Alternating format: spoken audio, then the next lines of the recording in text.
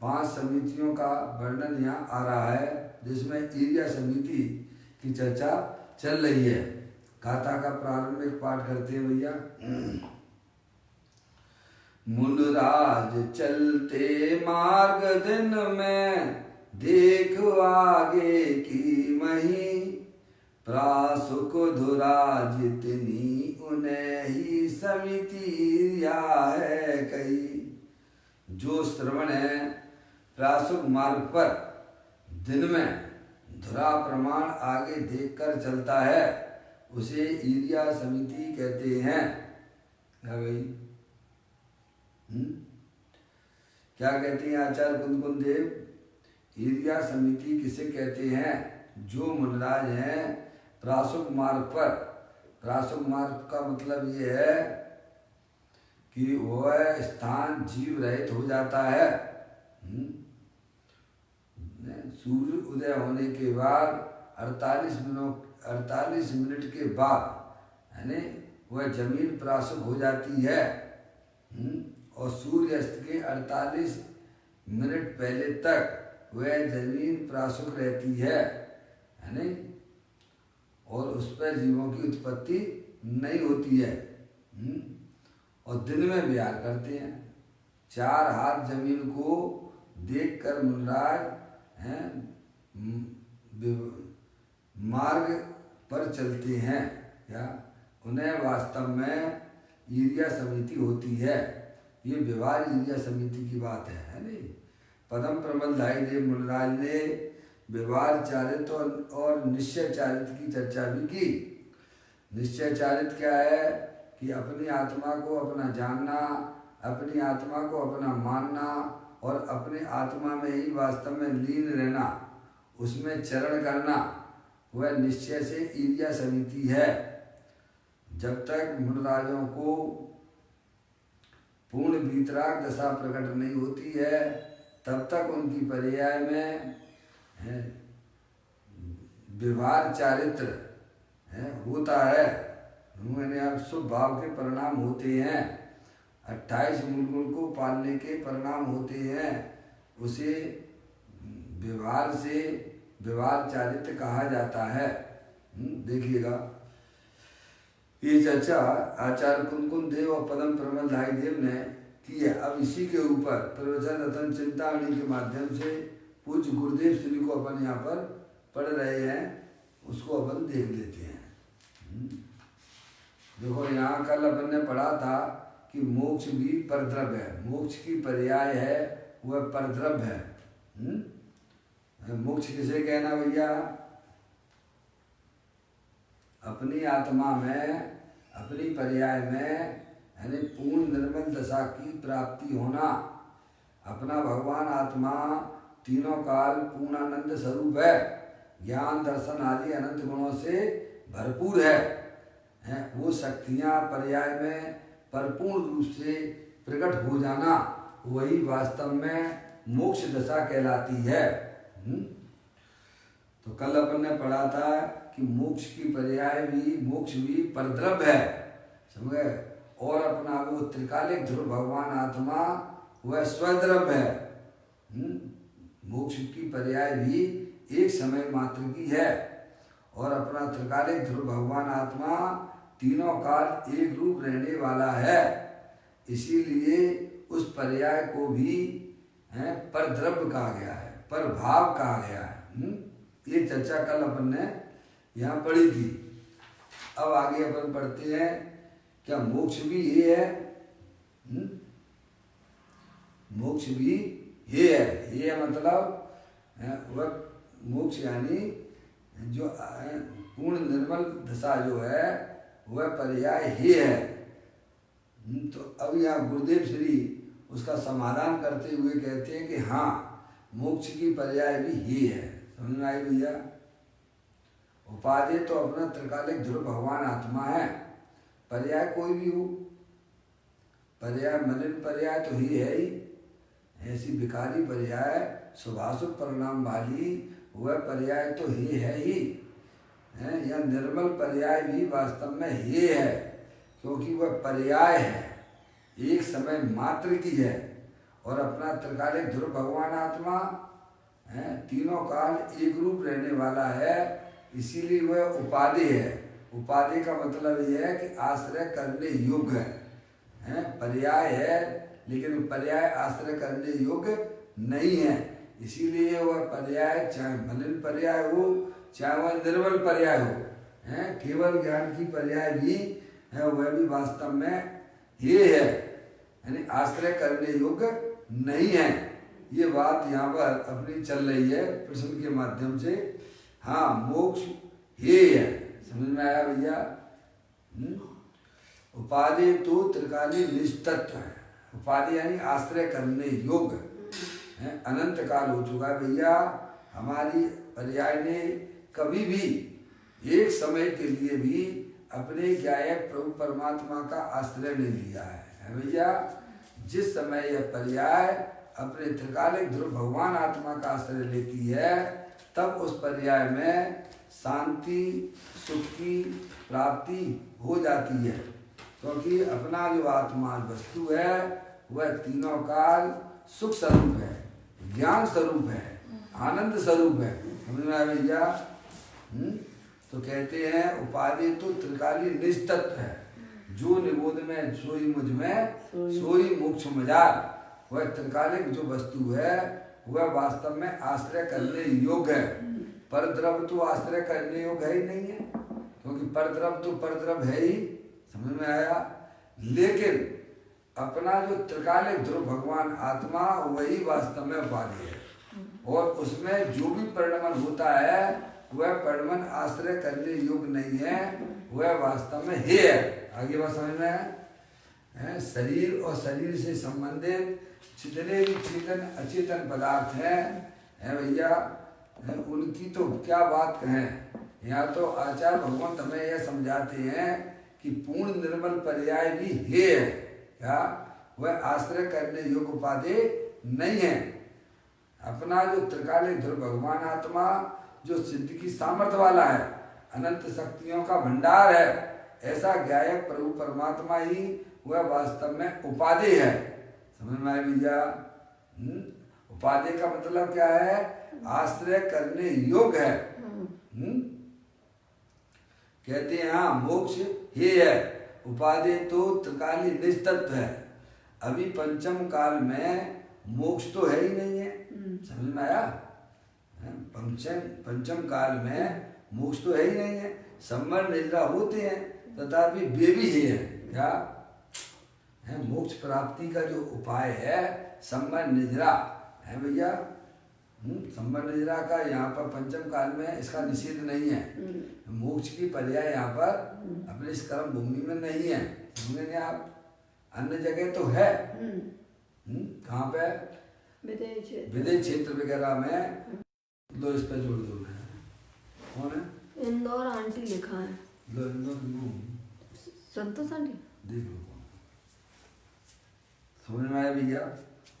इस पंचम काल में यहाँ पर है ना, यहाँ समझ में आपने आई? इसीलिए वह पर्याय भी वास्तव में ही है। मोक्ष की पर्याय तो ही है ही, लेकिन संवर निद्रा की जो निर्मल पर्याय है वह भी ही का मतलब क्या? ये का मतलब आश्रय करने योग्य उपाधि नहीं है। बस इतना ही समझना है ना। प्रकट करने की अपेक्षा से तो उपाधि है। क्या भैया बात समझ में आती भैया?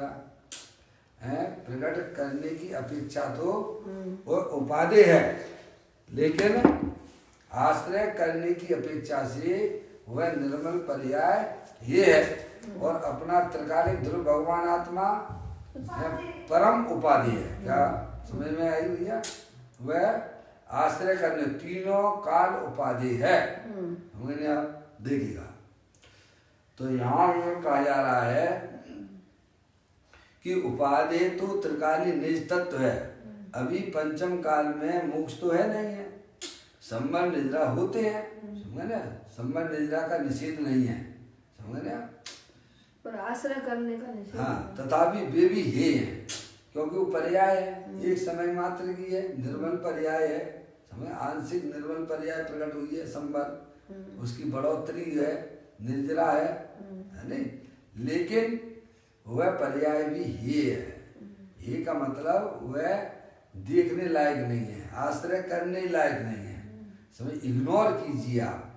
पर्याय कोई भी हो, संसार अवस्था में अभी हमारे आत्मा में विकारी पर्याय है। कौन सी है? मोह राग देश रूपी पर्याय है, समझ गए। और उससे भिन्न अपना त्रिकालिक ध्रुव भगवान आत्मा तीनों काल विद्यमान वस्तु है। पर्याय से भी पार देख ले, आप स्वयं भगवान है। इसलिए अपना त्रिकालिक ध्रुव भगवान आत्मा वह तीनों काल उपाधि है। पर्याय कोई भी हो, चाहे वह मलिन पर्याय हो और चाहे वह निर्मल पर्याय हो, समझ में आया? केवल ज्ञान मोक्ष की पर्याय भी क्यों ना हो, वह पर्याय भी वास्तव में हे है, यानी आश्रय करने योग्य नहीं है, समझ। ये बात यहाँ अपनी चल रही है। तथापि वे भी हे है, क्यों? इसीलिए कि वे संबर निर्जरा आश्रय करने योग्य नहीं। आ गया ना? हे का मतलब क्या है? अब संबर निर्जरा है, पर्याय है, वो पर्याय तो हर समय क्षणभंगुर तत्व है, भले ही वह अपने त्रिकालिक ध्रुव भगवान आत्मा के आश्रय से प्रकट हुई है निर्बलता, लेकिन वह भी आश्रय करने योग्य नहीं है। यदि उस पर्याय का आश्रय किया जाए तो विकल्प उत्पन्न होते हैं। क्या होता है? अरे हमारी आत्मा में कितना अतीन्द्रिय आनंद आया है, अब वो तो चला गया ना, अब दूसरी पर्याय आएगी ना, उसकी तरफ ही अगर आप उसी के बारे में सोचते रहोगे तो वो आत्मा को निराकुलता की उत्पत्ति नहीं होगी, वहाँ भी विकल्प की उत्पत्ति रहेगी। अगर पर्याय का आश्रय करेगी, पर्याय के बारे में ही सोचती रहती है तो वहाँ पर विकल्प की उत्पत्ति होती है। इसी प्रकार से हमें यह भी समझना चाहिए, हम निरंतर 24 घंटा अपनी पर्याय के बारे में ही सोचा करते हैं, समझ में आया भैया? इसीलिए हमारी पर्याय में नए नए विकल्पों की उत्पत्ति होती है। अगर हमें निर्विकल्पता चाहिए, अतीन्द्रिय आनंद की प्राप्ति चाहिए, तो अपना ये भगवान आत्मा जो सर्व विकल्पों से रहे, निर्विकल्प वस्तु तीनों काल विद्यमान है, आगे बढ़ जाओ, और उसी का वह आश्रय करने योग्य है। यानी पर्याय का आश्रय त्रिकालिक ध्रुव भगवान आत्मा जो तीनों काल निर्विकल्प स्वरूप, वीतराग स्वरूप, आनंद स्वरूप विद्यमान है, समझिए। पर्याय को ये सारी बातें समझनी है भैया। हमें किसके साथ में रहना है? परद्रव्य के साथ में रहना है, अथवा पर्याय जो भी पर्याय हो उसके साथ में रहना है। क्या हमें जो है अपने त्रिकालिक ध्रुव भगवान आत्मा जो अनंत शक्तियों का भंडार है उसके साथ में रहना है? ये किसको सोचना है? किसको सोचना है भैया? पर्याय को सोचना है कि हमें किसके साथ रहना, परमानेंट वस्तु के साथ में रहना या फिर क्षणिक तत्व के साथ में रहना। क्या है जी? कुछ बोल रहे हो? समझ आई? किसके साथ में रहना है? परमानेंट वस्तु के साथ में रहना है, अथवा तीनों काल टिकाऊ वस्तु है, जो निगोद में सोई मुझ में, सोई मोक्ष मजाल, अंतर भेद कछु नहीं है, भेद के नहीं संसार। अपना जो आत्म वस्तु है, जो सिद्ध की सामर्थ्य वाली है, अनंत शक्तियों का भंडार है, ऐसे गायक प्रभु परमात्मा के साथ में रहने से पर्याय में निराकुलता बनी रहती है, और परद्रव, प्रभाव और पर्याय का लक्ष्य करने से पर्याय में राग की उत्पत्ति होती है, दुख की उत्पत्ति होती है। ये सारी बातें हमें अपने मत्स्य ज्ञान में पूर्ण तरह से निर्णित होना चाहिए। देखिए अब बात देखिए, दूसरी बात, पर्याय में दूसरी पर्याय नहीं आती है। क्या? उस पर्याय में दूसरी पर्याय नहीं आती है। इसीलिए पर्याय को परद्रव्य कहकर त्रिकालीय स्वद्रव्य का आश्रय करने के लिए कहा जाता है नहीं? एक पर्याय में दूसरी पर्याय नहीं आती है, समझना? इसीलिए पर्याय को परद्रव्य कहकर, क्योंकि एक पर्याय है और वह पर्याय फिर दूसरी पर्याय, फिर तीसरी पर्याय, फिर चौथी पर्याय है। इसीलिए पर्याय को परद्रव्य कहा गया है। क्या? अपना त्रिकालिक ध्रुव भगवान आत्मा तीनों काल स्वद्रव्य है। इसीलिए उस द्रव्य की अपेक्षा से वो पर्याय चाहे कितनी भी निर्मल पवित्र क्यों ना हो, पर वह पर्याय एक समय मात्र की है और अपना त्रिकालिक ध्रुव भगवान आत्मा जो तीनों काल टिकाऊ वस्तु है, न उसका न वह उत्पन्न होता है और न वह कभी नाश को प्राप्त होता है। इसीलिए परद्रव, प्रभाव और पर्याय का भी आश्रय जब पर्याय छोड़ देती है, एक अपने त्रिकालिक ध्रुव भगवान आत्मा का आश्रय लेती है, उस समय पर्याय में निराकुलता, अतीन्द्रिय आनंद, सुख की पर्याय प्रकट बनी रहती है। समझ में आई भैया? अजैन परमात्मा है। सम्य दृष्टि से देखिए आप, सम्य दृष्टि यानी जिसकी पर्याय परद्रव, प्रभाव और पर्याय का आश्रय छोड़ के अपने त्रिकालिक ध्रुव भगवान आत्मा का आश्रय लेती है, वह सम्य दृष्टि जीव कहलाता है। यहाँ से लेके सम्यक दृष्टि से लेके पूरा मोक्ष पर्याय तक उस पर्याय का आश्रय मात्र एक त्रिकालिक ध्रुव भगवान आत्मा ही रहता है। सिद्ध भगवान का निर्माण हुआ है, मोक्ष की पर्याय उनको प्रकट हुई, उसमें आश्रय तो उनका त्रिकालिक ध्रुव भगवान आत्मा ही है। समझ गए आप? यहाँ से प्रारंभ हो जाता है। कहाँ से? सम्यक दृष्टि जीव से। अज्ञानी जीवों को ऐसे आत्मा की और पर्याय की कोई खबर भी नहीं है, वो कुछ नहीं जानता कि द्रव्य क्या है, पर्याय क्या है। उसे तो बस इतना ही जानता है कि संयोग इकट्ठे करो है भैया, और उसी में बिलबिलाता रहता है, मरता रहता है।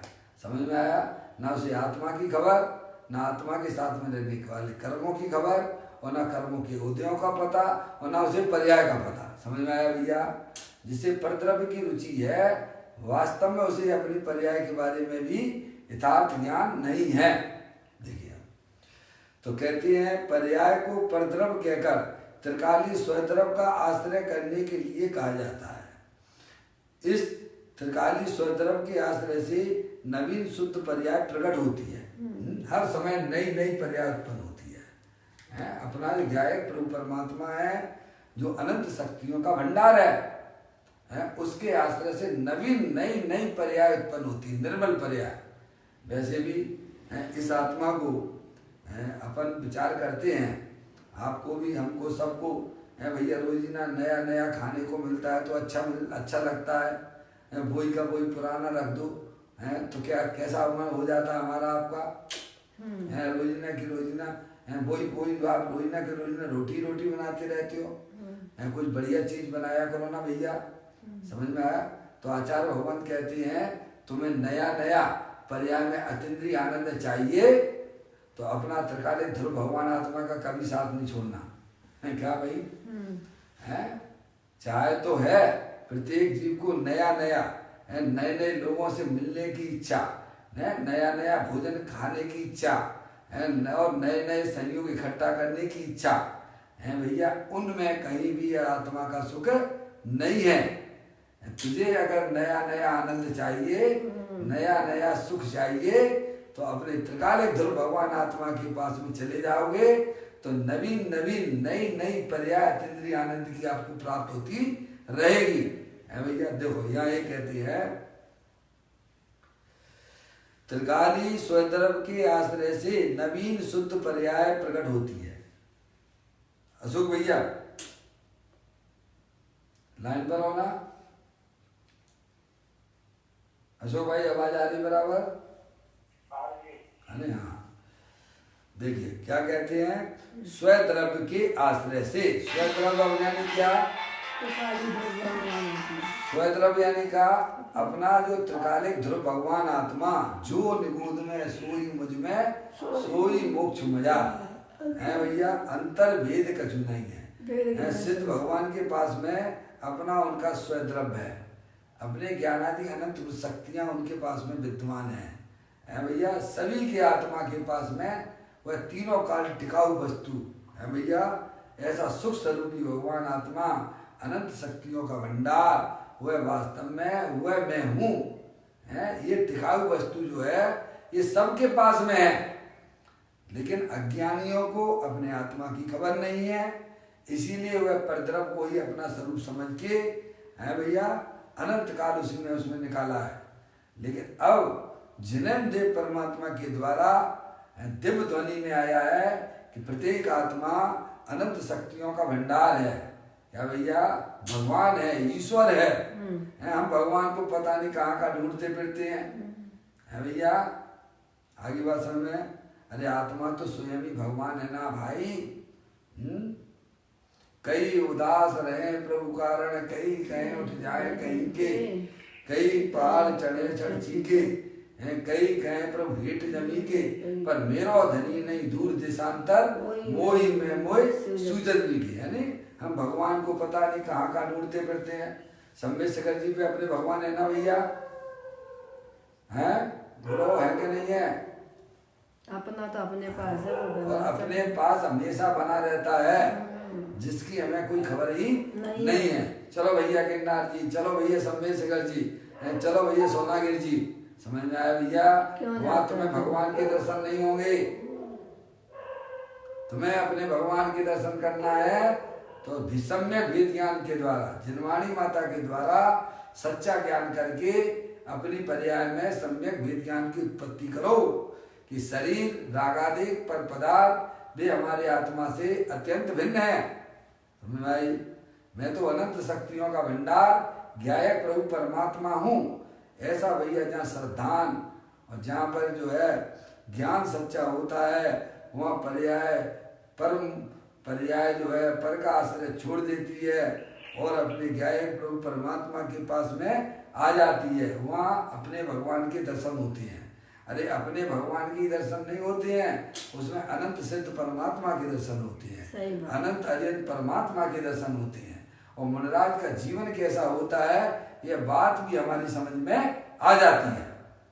देखो यहाँ कहते हैं भैया स्वद्रव के आश्रय से, आश्रय करने वाली पर्याय है।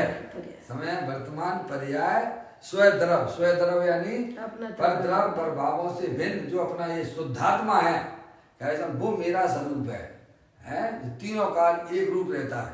बाद में कैसा भी शरीर मिलता हो भैया, काला पीला चमकदार काला जो भी हो शरीर, पर वह शरीर है, वह आप नहीं हो।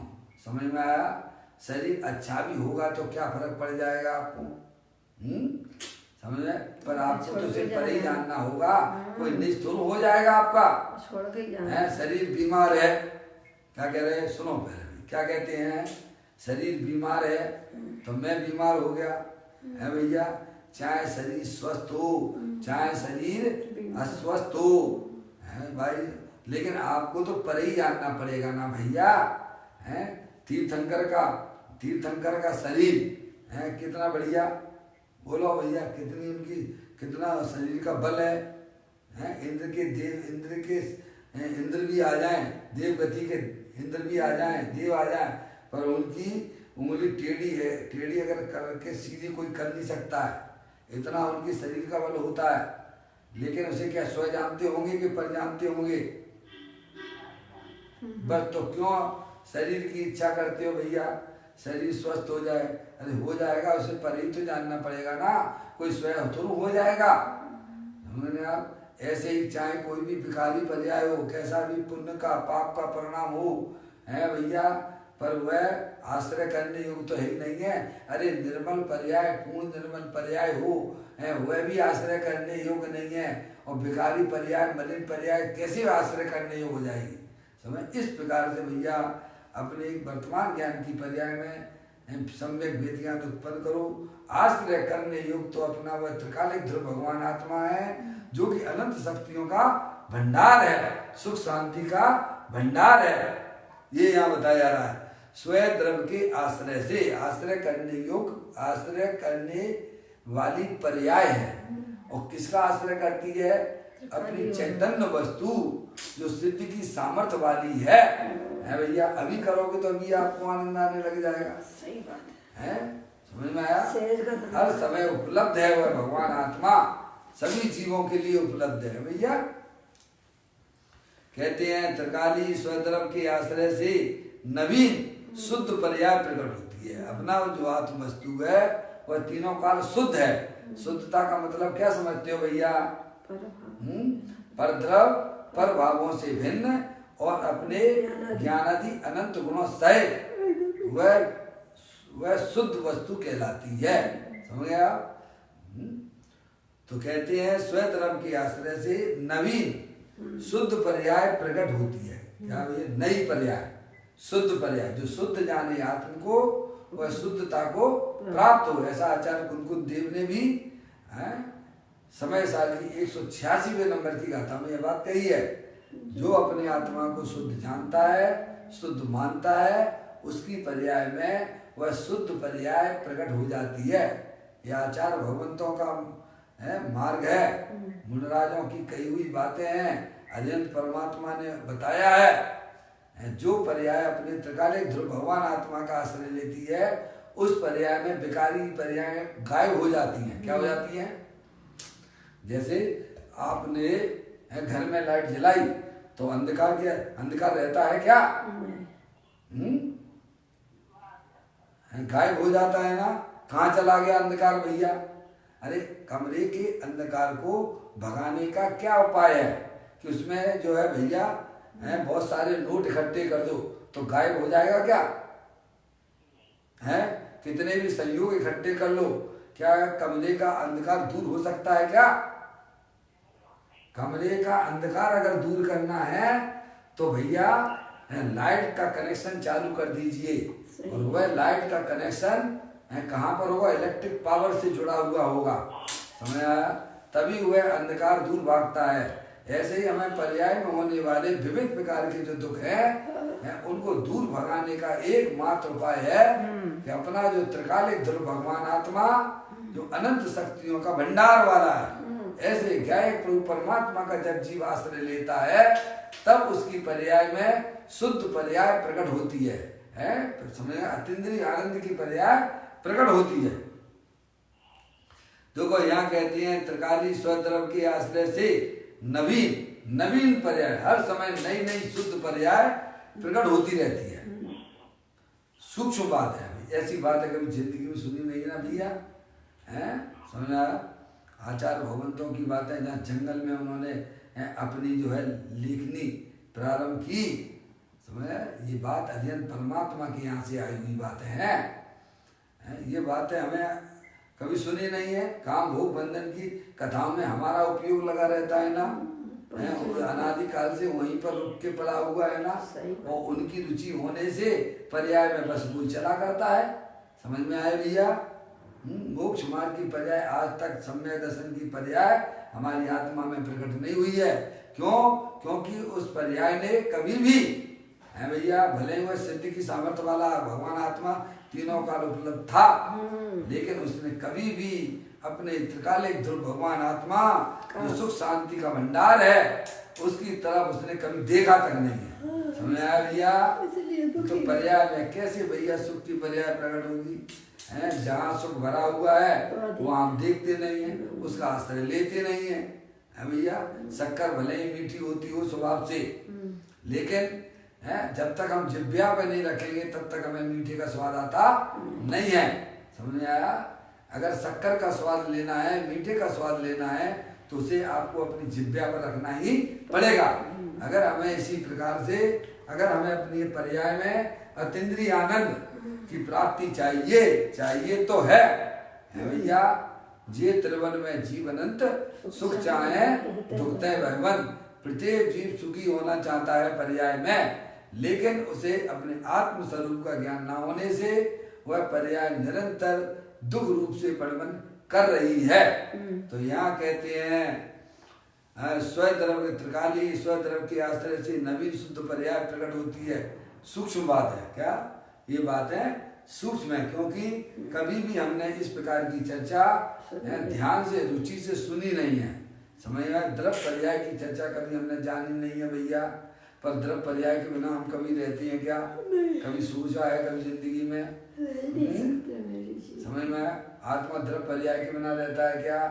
पर्याय द्रव के बिना रहती है क्या? द्रव पर्याय के बिना रहता है क्या? कभी भी हम इन बातों पे विचार ही नहीं करते हैं। इसीलिए ये सारी बातें हमें बड़ी सूक्ष्म जैसी लगती हैं। पर ज्ञानियों के लिए तो खेल खिलौना हो गया है। समझ में आया भैया? ज्ञानियों के लिए ये चर्चा तो खेल खिलौना हो गया, क्योंकि उन्होंने आत्मा के स्वरूप को भली बात पहचाना है। अरे पहचाना ही नहीं है, उनकी पर्याय निरंतर उस आत्मा का आश्रय लिए हुए है। समझ में आ गई भैया? इसलिए उनके लिए बातें स्थूल हैं भैया। आत्मा अरूपी, आत्मा कैसा है? अरूपी, और उसकी पर्याय भी कैसी होगी? अरूपी। समझ में आई भैया? और हमारा निरंतर है अनादिकाल से जो ज्ञान की प्रवृत्ति हो रही है मूर्ति पदार्थों पे हो रही है। समझे? अब जब तक आपको अपनी आत्मा का ज्ञान नहीं होगा, आत्मा का श्रद्धान नहीं होगा, समझ में आया, तब तक हमारी पर्याय में कहाँ से सुख की प्राप्ति हो जाएगी भाई? है आत्मा अरूपी है ना। अब इंद्रिय जन्य ज्ञान है और इंद्रियों का विषय तो मूर्ति पदार्थ ही हुआ करता है। समझ में आई नहीं भैया?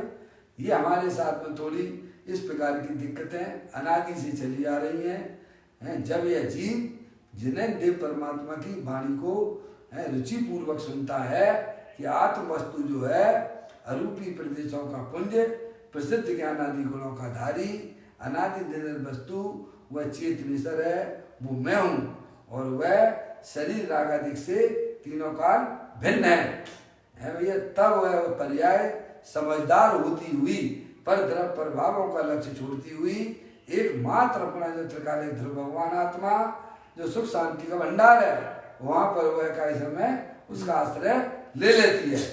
तब उसकी पर्याय में वह अतीन्द्रिय आनंद, अतीन्द्रिय सुख की प्राप्ति प्रारंभ हो जाती है।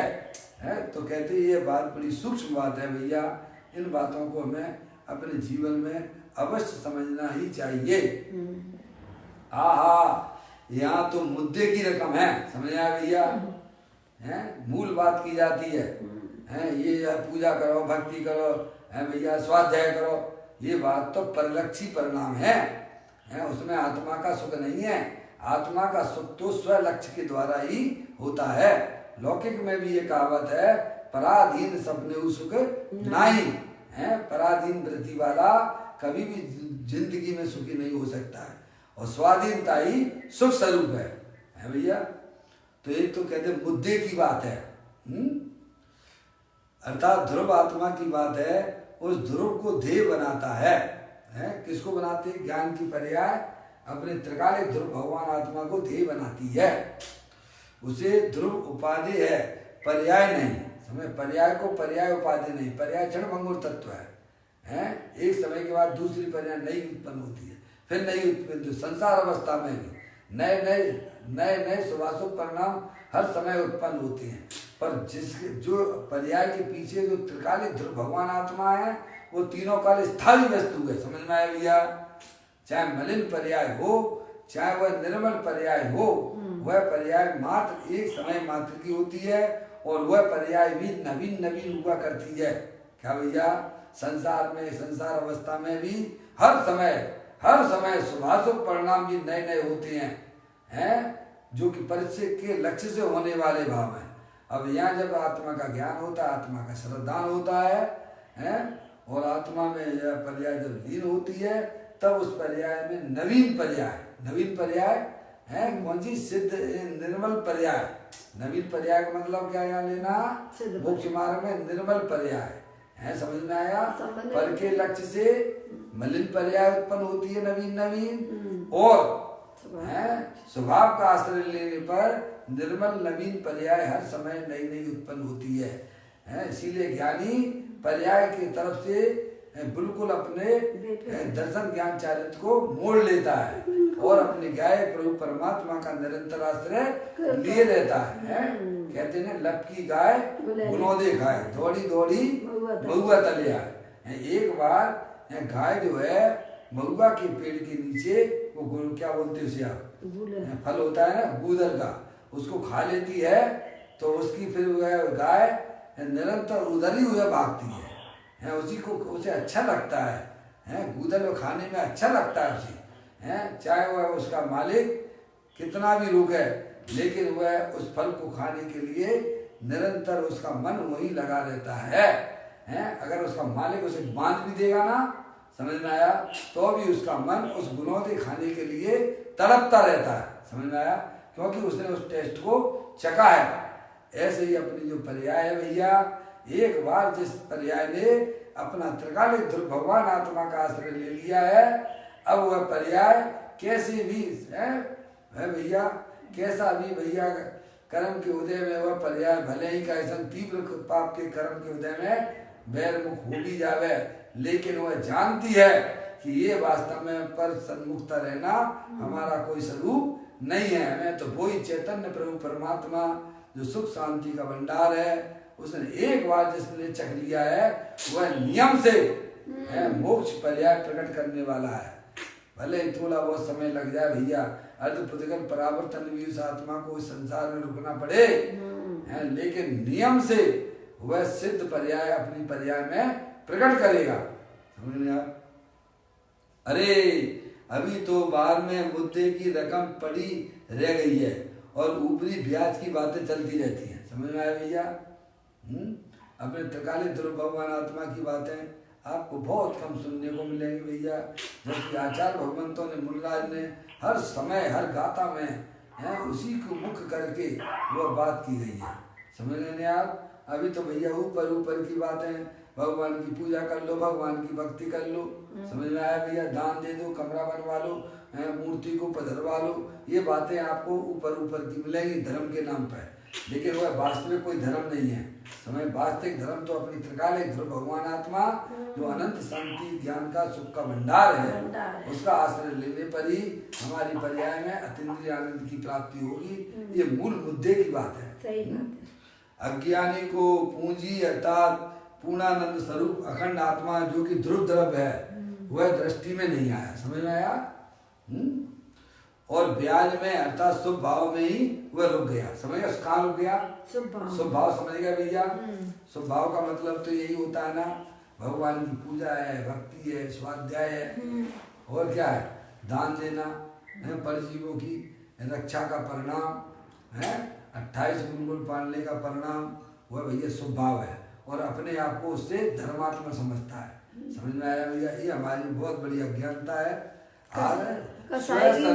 स्वयं सन्मुख हुए बिना किसी भी आत्मा धर्मात्मा रूप से परिणत नहीं होता है।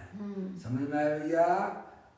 तो यहाँ कहते हैं शुभ भाव में ही वह रुक गया, उसका दर्शन ज्ञान चारित्र मात्र एक शुभ भाव में ही पर्याय में कसाई की मंदता हो गई, तो वो समझता है कि मैं बहुत बड़ा धर्मात्मा हो गया हूँ। ज्ञानी कहते नहीं है भैया, जब तक आपकी पर्याय अपने त्रिकालिक ध्रुव भगवान आत्मा का आश्रय नहीं लेती है तब तक तुम धर्मात्मा मत समझना। हम बाहर से दिखाने के लिए बहुत बड़े धर्मात्मा दिखाते हैं। अरे भाई, हमें बाहर से धर्मात्मा नहीं बनना है, हमें अंदर से धर्मात्मा बनना है। समझ में आया भैया? तो वहाँ वह जो है शुभ भाव में है, पहले अशुभ भाव में उसको आकुलता होती थी। समझ में आया? अब शुभ भाव में वह शांति समझ लेता है। समझ गए आप? तो वह उसकी बहुत बड़ी भूल है। अशुभ में तो आत्मा की शांति है ही नहीं है। वहाँ तो निरंतर पर द्रव्यों का लक्ष्य करके हमारी पर्याय निरंतर आकुलित हुआ करती है। किसी भी परद्रव्य से आप प्रेम कर लीजिए, आप फिर आपके मन में, आपके उपयोग में निरंतर वही कार्य जो आपको आकुलित करता है। परद्रव्य को आपने अपना क्यों माना, परद्रव्य को अपना क्यों जाना? परद्रव्य तो परद्रव्य था, कभी आत्मा का स्वद्रव्य होगा क्या? नहीं है भैया। इसलिए ज्ञानी कहते हैं भैया, तेरी पर्याय भी परद्रव्य है, तू परद्रव्यों को परद्रव्य नहीं समझ रहा है, ये तेरी बहुत बड़ी भूल है। स्त्री है, पुत्र है, दुकान है, मकान है, रुपया पैसा है, वो क्या है? स्वद्रव्य है कि परद्रव्य है? निरंतर हमारा उपयोग उन्हीं लगा रहता है, तो समझना चाहिए अशुभ उपयोग चल रहा है भैया। उसमें आर्द्र ध्यान है, रौद्र ध्यान है। आत्मा की पर्याय क्या है? आत्मा की पर्याय मलिन रूप पर्याय, वह विभाव रूप पर्याय है। आत्मा की स्वभाव रूप निर्मल पर्याय, वह आत्मा की पर्याय, दोनों पर्याय है भैया। विभाव रूप पर्याय वह भी आत्मा की है, पर वह उसका स्वभाव नहीं है, और निर्मल पर्याय है वो आत्मा का स्वभाव है। हाँ, छोड़ने योग का मतलब ये है अशोक भैया, आश्रय करने योग नहीं है भैया। छोड़ने का मतलब क्या है? पर्याय को पर रूप से जानो। पर्याय हर समय नई नई उत्पन्न होती है, नया नया स्वांग लेकर उत्पन्न होती है। स्वांग पे विश्वास करना क्या? जो हर समय बदल जाता हो। है कल आपके पास कोई व्यक्ति आया, हाँ ठीक है भाई साहब कल मैं आपको पैसा दे दूंगा, हैं, और फिर कल आया तो फिर अरे भाई साहब फिर कल दे दूंगा, और फिर कल आया कि फिर मैं कल दे दूंगा, तो आपका विश्वास कितना अच्छा होगा उसके ऊपर, है किया जाता है। पर्याय विश्वास करने योग्य नहीं है। समझ में आया? क्योंकि हर समय नवीन नवीन नई नई पर्याय उत्पन्न होती है, इसीलिए ज्ञानी उसे अपनी दृष्टि में छोड़ देते हैं। विश्वास करने योग्य तो वही है जो समय पे कहता है समय पे आ जाता है, तो आपका मन गदगद हो जाता है। ऐसे व्यक्ति से संबंध बनाना चाहिए, है जो बदलता नहीं है। ये तो लौकिक की बातें हैं। ऐसे ही अपना आत्म वस्तु जो है तीनों काल टिकाऊ वस्तु है, वो कभी बदलती नहीं है। समझे ना? पर्याय तो हर समय बदलती रहती है, इसीलिए वह छोड़ने योग्य है, इसीलिए वह आश्रय करने योग्य नहीं है, वह उसके बारे में बिल्कुल मत सोचिए। ऐसी बात भी बनारसी दास जी ने भी अपने ग्रंथ के अंदर में लिखी है। देखो मैं आपके सामने पद बोलता हूँ, है भैया, क्या कहते हैं वो, एक देखिए जानिए रम रहिए एक ठौर समल विमल ना विचारिए। देखिए क्या कहा अशोक भैया, विचार करने योग्य भी नहीं है। कोई व्यक्ति जैसे आपका कोई जो है हर समय झूठ बोलता, हर समय झूठ बोलता, तो आप क्या कहते हैं, भाई साहब उसकी बातें ही मत करो। आप क्या कहोगे? आप अरे बोलो क्या कहोगे? हैं उसकी आप मेरे सामने बात मत करो, आप तो दूसरी बातें करो। हैं ऐसे व्यक्ति की बातें हम सुनना भी पसंद नहीं करते हैं। तो यहाँ ज्ञानी भी कहते हैं, चाहे वह पर्याय मलिन पर्याय मोराग्रसी पर्याय हो, चाहे वह पर्याय निर्मल पर्याय हो, वह विचार करने योग्य नहीं है। विचार करने योग्य तो अपना वह त्रिकालिक ध्रुव भगवान आत्मा है, जो तीनों काल विद्यमान वस्तु है। इसलिए कहते एक देखिए जानिए रम रहिए एक ठौर समल विमल ना विचारिए, यही सिद्ध नहीं हो। अगर हमें अपनी पर्याय में अतीन्द्रिय आनंद की प्राप्ति चाहिए, तो पर्याय परद्रव्य के बारे में तो सोचने की बात ही नहीं है। आई समझ में? क्योंकि वो परद्रव्य कभी हमारा होने वाला नहीं है भैया। और पर्याय भी भाई साहब उसके बारे में भी विचार करने योग्य नहीं है। ऐसी सुंदर बातें हैं, ये जिंदगी में हमने कभी सुनी नहीं है क्या भैया, जो अजैन परमात्मा की वाणी में आई है। आचार्य कुमकुम देव क्या कहते हैं, प्रमत्त अप्रमत्त नहीं, मैं तो एक गायक भाव। बोलो बोलते हैं कि नहीं बोलते हैं? आचार्य कुमकुम देव ने समय सार जी की 6वें नंबर की गाथा लिखी है। उस समय उन्होंने क्या हमें समझाया था कि प्रमत्त अप्रमत्त नहीं, मैं तो एक गायक भाव हूँ। प्रमत्त अप्रमत्त का मतलब क्या अशोक भैया, पहले गुण स्थान से लेके 6वें गुण स्थान की दशा का नाम प्रमत्त दशा है, और 7वें से लेके 14वें गुण स्थान तक की जो पर्याय है वो अप्रमत्त दशा है। समझ में आया? पर वह प्रमत्त अप्रमत्त नहीं, मैं तो एक गायक भाव हूँ। तीनों काल अखंड ज्ञान ज्योति स्वरूप जो वस्तु है वही वास्तव में मैं हूँ, और वही आश्रय करने योग्य है। इस प्रकार से छोड़ने का मतलब इतना से समझना चाहिए कि उसकी तरफ आप बिल्कुल बंद देखना बंद कर दो। क्या करना है? आचार्य अमृतचंद देव भी अपने कलशों में समय सार जी में लिखते हैं, पर्यार्थिक नए चक्षु को सर्वथा बंद करके खुली हुई द्रव्यार्थिक नए की चक्षु से देखो, तो आत्मा आपको स्वयं भगवान स्वरूप से नजर आएगा। समझ में आया भैया? पर्यार्थिक चक्षु बंद करो, संयोगों की तरफ देखना बंद करो, संयोगी भावों की तरफ देखना बंद करो, खुली हुई द्रव्यार्थिक नए की चक्षु से देखो, तो अंदर में स्वयं अपना भगवान आत्मा हम आप सबको नजर आ जाएगा। देखिए यहाँ कहते हैं भैया, देखिए आप यहाँ कहते हैं कि परम ज्ञानादि ये परम धर्म है, ये आत्मा के परम धर्म है, जो तीनों काल एक साथ रहते हैं।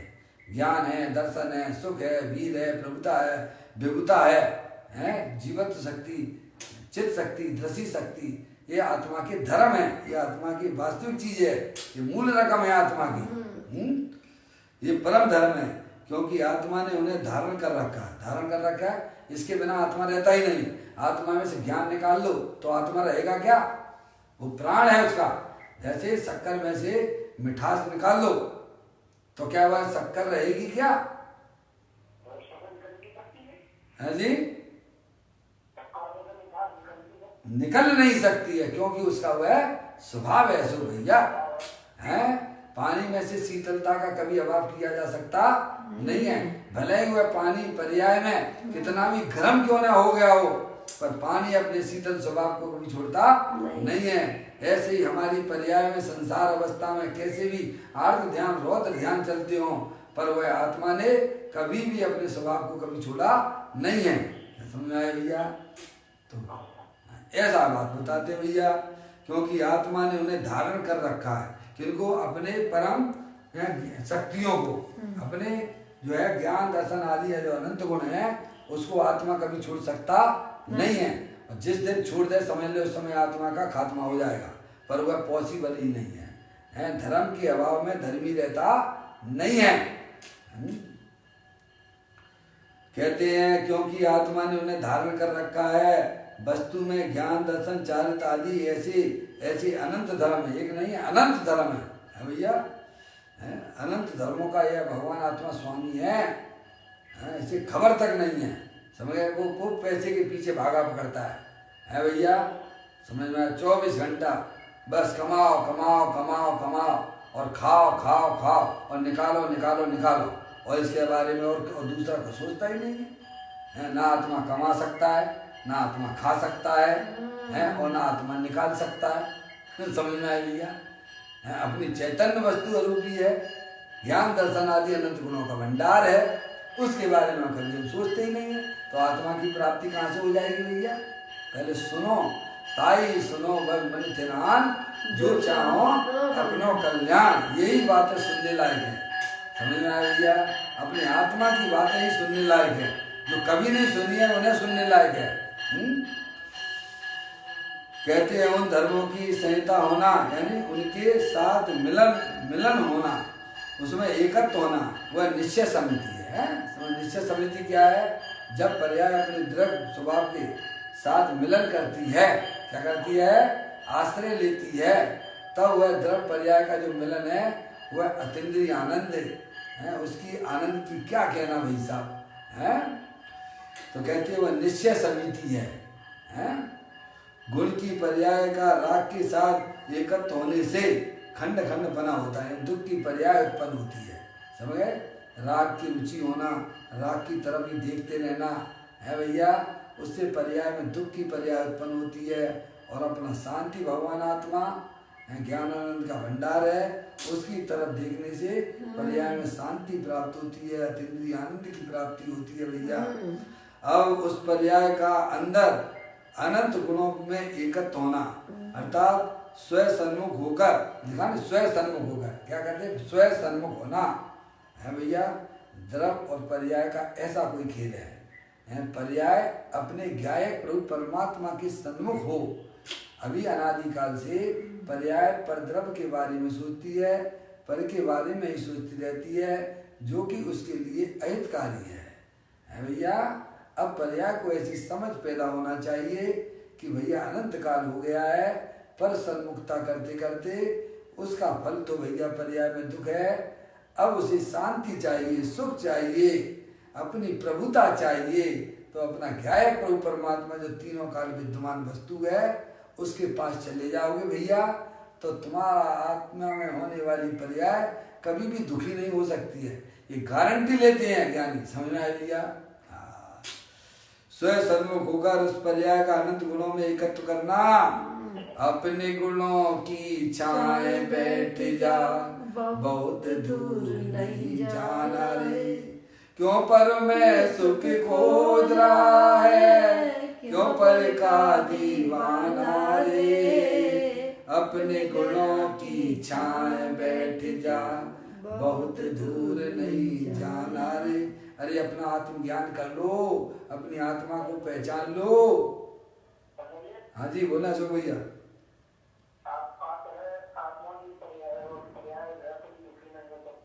हाँ अरे पर्याय जड़ नहीं होती है भाई साहब।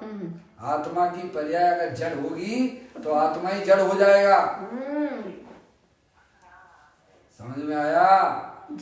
अरे मनुष्य के बच्चे मनुष्य होंगे क्या त्रियंच गति के पैदा होंगे? आत्मा चेतनेश्वर है, उसकी पर्याय भी चेतनेश्वर ही है। ज्ञानियों ने जहाँ पर्याय को जड़ कहा है, शुभाशुभ भावों को जड़ कहा है, उसकी अपेक्षा समझना चाहिए जड़ के अशोक आश्रय भैया, से होते हैं इसलिए क्योंकि वह जड़ के आश्रय से शुभाशुभ परिणाम होते हैं, इसलिए उन्हें जड़ कहा गया है। चेतन के आश्रय है से भैया, होते हैं, तो चेतन क्या अपेक्षा है, वो अपेक्षा भैया क्लियर होना चाहिए, ज्ञान में होना चाहिए है। जहाँ ज्ञानियों ने उस राग के परिणाम को जड़ कहा है, क्योंकि राग ना तो जड़ के आश्रय से होती है, और दूसरा वह आश्रय तत्व है, वो आश्रय तत्व स्वयं ज्ञान दर्शन आदि से रहित है, इसीलिए उसे जड़ कहा गया है। समझ में आया भैया? पर है वो अरूपी है, और चेतन की पर्याय तो चेतन होगी ना, है जानने वाली, जानने रूप पर्याय है तो जानने वाली है ना, उस वो जड़ कहाँ से हो जाएगी? आपने जो सुन रखा है कि पर्याय जड़ है, वो कौन सी पर्याय है? विभाव रूप पर्याय। क्या भैया? जैसे जड़ जानता देखता नहीं है, ऐसे मोर आदेश के परिणाम देखो, कामांध शब्द का भी उपयोग किया गया है? कामांध, काम यानी कसाय रूप परिणाम, वह अंधा है, आश्रय तत्व अंधा है, समझे नहीं आप? वो विभाव रूप परिणति, वह सब अंधी है, वो अंधी है, लेकिन निर्मल पर्याय क्या भाई? वो आत्मा की वास्तविक पर्याय है। अशोक भैया, धीरे धीरे सब समझ के चलना भैया, आत्मा को समझने की प्रयत्न करना चाहिए। जब तक हमें द्रव पर्याय का यथार्थ ज्ञान नहीं होता है, तब तक हमारी पर्याय पर द्रव पर के सम्मुख से नहीं हट सकती है, और जहाँ यथार्थ ज्ञान हो जाता है, तब वह पर्याय स्वयं में भी समझदार हो जाती है। जितने भी सिद्ध परमात्मा एवं सिद्धालय में बैठे हैं, सब पढ़े लिखे समझदार हैं, मूर्ख तो ये अज्ञानी जीव घूम रहे हैं सड़क पे। अशोक भैया, निरंतर दुखी हो रहे हैं, वे सब मूर्ख हैं, सब मूर्ख हैं, क्योंकि परद्रव को अपना जानते हैं, परद्रव को अपना मानते हैं, और 24 घंटा परद्रव के बारे में ही सोचा करते हैं। ये सब मूर्ख हैं भैया, ये सब समझदार हैं जिन्होंने अपनी पर्याय को स्वभाव के सन्मुख किया है, चाहे वह समय दृष्टि जीव भी क्यों ना हो। समझा भैया?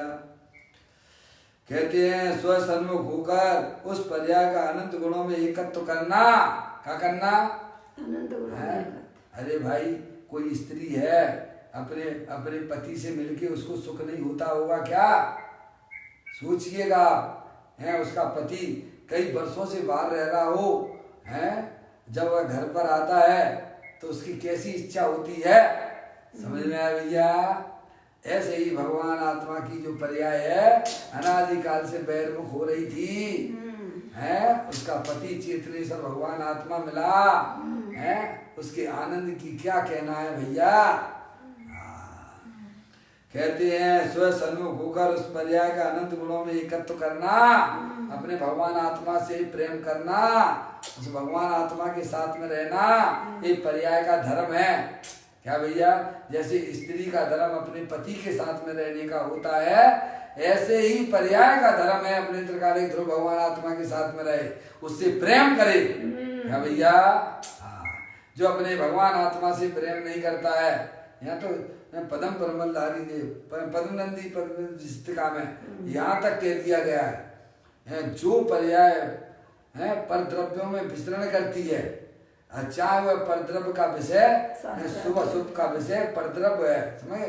भगवान की पूजा है, भक्ति है, स्वाध्याय है, वो पर्याय जब तक परद्रव्य में परद्रव्य का लक्ष्य करके परिमल करती है, तो वह पर्याय भी व्यभिचारिणी शब्द का उपयोग किया गया है। कोई स्त्री अपने पति को छोड़ के अन्य पुरुषों के साथ में रमण करती है, तो उसे विवाह में व्यभिचारिणी शब्द का उपयोग किया जाता है। आचार्य भगवंतों ने भी यह बात बिल्कुल स्पष्ट लिखी है, पर्याय है तो आत्मा की, और वह आत्मा के साथ विचरण न करके पर द्रव्य के साथ विचरण कर रही है भैया। पर द्रव्य कितना भी अच्छा क्यों ना हो, पर वह भगवान आत्मा है, वो पर्याय, वह लक्ष्य, उस पर्याय को वह लक्ष्य करने लायक नहीं है। पर्याय का तो एक ही धर्म है कि अपने गायक प्रभु परमात्मा के साथ में रहे, उसके साथ एकत्वपना स्थापित करे, ये पर्याय का धर्म है भैया। समझ में आया भैया? अशोक भैया, ऐसी बातें हैं भैया, आचार्य भगवंतों ने स्वयं ग्रंथ में लिखी है। हमारे पास समय हो तो भैया उनको पढ़िए, है। ये बौखलाने से कुछ नहीं होता है कि भैया ये ऐसी बातें क्यों लिखी हैं कि पर्याय शास्त्र में भी विचरण करे तो वह व्यभिचारणीय है। लोगों को बुरा लगता है भैया, पर वस्तु स्वरूप तो यही है ना। सही बात है। अब वो स्त्री है अपने पति के साथ ना रहकर अन्य पुरुषों के साथ में रहती, उसे आप क्या कहते हो ये बताओ ईमानदारी से। है उस स्त्री को आप पसंद करोगे क्या? नहीं है भैया। आज जो सीता जी का नाम क्यों लिया जाता है? क्योंकि उनके ज्ञान में राम ही बसते थे। है भैया, इसीलिए वह व्यवहार में भी इतने पूज्य बन गई हैं। ऐसे ही वो पर्याय पूज्य हो जाती है जो अपने एकमात्र अपने आत्मा राम के साथ में रहती है। क्या भैया? और पर्याय भी है भैया पूजनीय हो जाती है। ऐसी बात है भैया। कहते हैं राग में जो लिखते हैं, स्वयं सन्मुख होकर उस पर्याय का अनंत गुणों में एकत्व करना वह समिति है। इसका नाम समिति है। पर्याय अपने त्रिकालिक ध्रुव भगवान आत्मा के साथ में रमण करे। क्या करे भैया? उसमें स्थिरता करे। वह वास्तव में ईर्ष्या समिति कही जाती है। और व्यवहार से जब तक मुनिराजों को पूर्ण वितराग दशा नहीं हो रही है तब तक उनकी पर्याय में 28 गुण पालने का जो स्वभाव होता है उसे व्यवहार से ईर्ष्या समिति कहते हैं। निश्चय पूर्वक ही वास्तव में व्यवहार होता है। गुण की पर्याय पुण्य में राग में एकत्र होने से स्वयं से भिन्न रहती थी। क्या? गुण की पर्याय पुण्य में या राग में एकत्र होने से, उसकी एकत्र यानी उसकी रुचि होने से, पुण्य पाप की रुचि जो करते हैं उनको समझना चाहिए कि उनकी पर्याय पुण्य पाप में एकत्वपना स्थापित किए हुए है नहीं। एकत्र होने से स्वयं से भिन्न रहती है। अपने त्रिकालिक ध्रुव भगवान आत्मा से निरंतर दूरियां बनाए रखती है। समझ में आया भैया? अब वह गुणों में एकत्र होने से स्वयं से अभिन्न हो गई है। वही पर्याय ऐसा उसका मिलन होता है अंदर में अपने ज्ञायक प्रभु परमात्मा से। तो वह पर्याय वास्तव में द्रव्य के साथ में एकत्वपना स्थापित होने से वह पर्याय अभिन्न रूप से हो गई है। इस प्रकार से यह मेल अंदर का है। समझ में आया भैया? मुनिराजों का स्वरूप ऐसा होता है कि उनकी पर्याय निरंतर अपने ज्ञायक प्रभु परमात्मा के साथ में एकत्वपना स्थापित किए हुए है। इसीलिए उनकी पर्याय में निराकुलता है, अतीन्द्रियानंद है, प्रचुर स्वसंवेदन चल रहा है और वही वास्तव में मुक्ति का कारण है। और जितनी पर्याय बहिर्मुख है वह राग है और वह राग वास्तव में दुख का कारण है, संसार का कारण है। इसीलिए मुनिराज उस राग को कभी चाहते नहीं है। इस प्रकार ये अपनी चर्चा समय के हिसाब से थोड़ी सी और ले लेते हैं। कल अपना कलश प्रारंभ हो जाएगा। 2 मिनट की चर्चा और पढ़ लेते हैं, फिर कल से अपन 81 नंबर का कलश अपन प्रारंभ कर पाएंगे। इस प्रकार निश्चय और व्यवहार समिति भेद जानकर उन भेदों में से परम निश्चय समिति का भव्य जीव प्राप्त करो। ये आचार्य भगवंतों का, अरिहंत परमात्मा का, मुनिराजों का उपदेश है। आपने दोनों प्रकार से निश्चय और व्यवहार समिति को समझ लिया है। अब कहते हैं उन 2 में से परम निश्चय समिति को भव्य जीव प्राप्त करो। अपने त्रिकालिक ध्रुव भगवान आत्मा का ही निरंतर में आश्रय करना चाहिए, क्योंकि वह पर्याय ही वास्तव में मुक्ति का कारण होती है। यहाँ कहा है कि समिति में निश्चय और व्यवहार, ये मूल में लाइन आपकी पदम प्रबंधाई देव मुनिराज की पढ़ी है। अब इसके ऊपर गुरुदेव श्री ने जो कहा है वो अपन पढ़ रहे हैं। यहाँ कहा है समिति में निश्चय और व्यवहार रूप भेदों को जानकर, दोनों के स्वरूप को पहचान कर अच्छी तरह से, तात्पर्य यह है कि उसे निश्चय और व्यवहार के भेदों को भली भांति अच्छी प्रकार से उसने जान लिया है। जानना चाहिए कि ऐसा उनका स्वरूप है। क्या स्वरूप है? निश्चय समिति और व्यवहार समिति किसे कहते हैं? इतने दिनों से चल रहा है, आपके ज्ञान में भी व्यवस्थित तरीके से आ ही गया होगा। तत्पश्चात उनमें से परम निश्चय समिति को प्राप्त करो। किसको प्राप्त करो? परम निश्चय समिति, क्योंकि वही वास्तव में आत्मा को मोक्ष की प्राप्ति का कारण हुआ करती है। ऐसा उपदेश है। भले ही व्यवहार समिति बीच में भूमिका अनुसार आती है।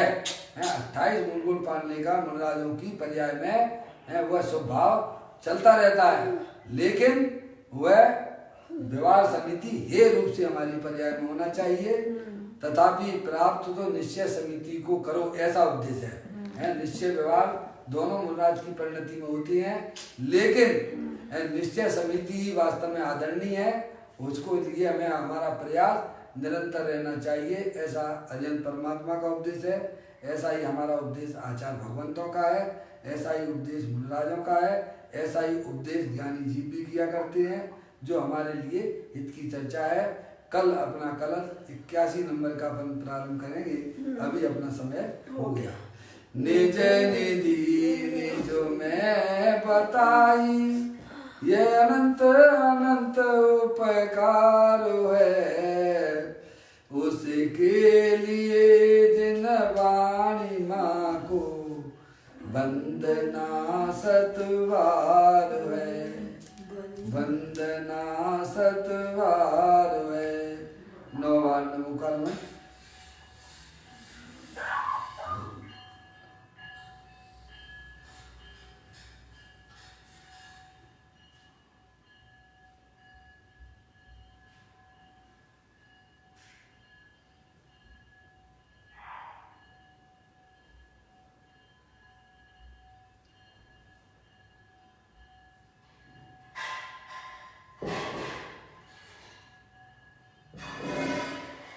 बोलो द्वादशांग दिनमणि माता की जय, महान जैन धर्म की जय।